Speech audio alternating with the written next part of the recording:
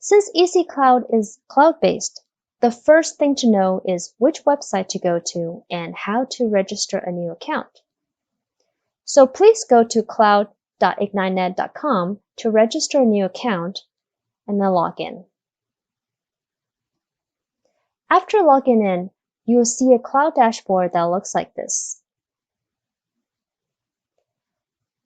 The second thing to know about ecCLOUD is that it is composed of 3 levels, which are cloud, site, and device, going from the top to the bottom.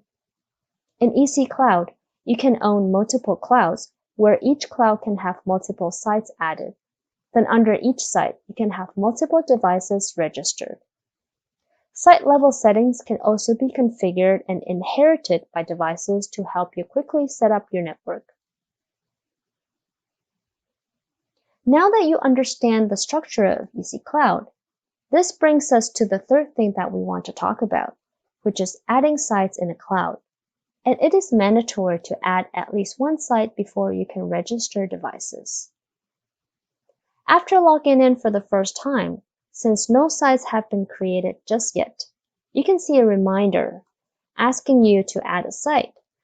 So you can just click on the Add Site button to add a site, or you can click on Site Management from the Cloud menu on the left. If you click on Site Management from the Cloud menu, please click on Add Site to proceed to adding a site.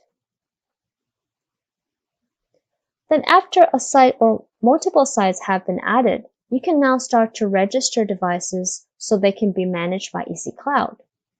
Similarly, the system will show a reminder asking you to add devices once you have finished adding the first site. Or you can click on Devices from the Site menu on the left. And this will be the fourth thing to know about ecCLOUD, which is how to add or register devices. On the Devices page, click on Add Device. Here you'll be able to register new devices. You can see that there's an option that allows the devices to inherit site-level settings. Then to add devices, you can choose to use barcode scanning by enabling this option, or you can choose to manually enter the serial number and MAC address of the devices. At this point, you may be wondering about the plans and the fees associated with using ecCLOUD. So this will be the fifth thing we will talk about, which is cloud plans and pricing. A cloud by default is a trial cloud that you can use for free. This includes 50 device licenses and data storage for 2 weeks. So you can test out the cloud and explore the features for free. This is great if you're doing evaluation or testing. And when you enter the deployment stage, you can choose to upgrade to the core cloud plan by paying an annual fee. This will give you 500 sites per cloud and 500 device licenses per site, and data will be stored for 30 days. And if you wish to have your custom domain, brand, and styling, you can also choose the virtual private cloud by paying an annual fee as well. And you can also purchase an add-on that will extend the time period for data storage from 30 days to 1 year. So the last thing we want to talk about is how to manage user access to ecCLOUD. To provide others access to your cloud, go to User Management and click on Invite User. Across the network, you might have multiple staff members in charge of network management, and ecCLOUD supports tiered user access, where users can be assigned an appropriate role with the appropriate administrative privileges.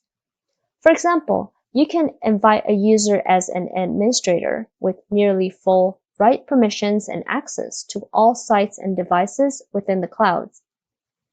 Or you can invite a user as a site user so that they can only access and manage specific sites. And once you have invited a user, you will see this user under Pending Invitations. The user will receive an invite by email. And once the user has accepted the invite, they will be listed under Manage Users as shown here. And here you can see the option to edit the account or revoke access. Okay, so this is the end of the video, and here's a recap of what we have covered.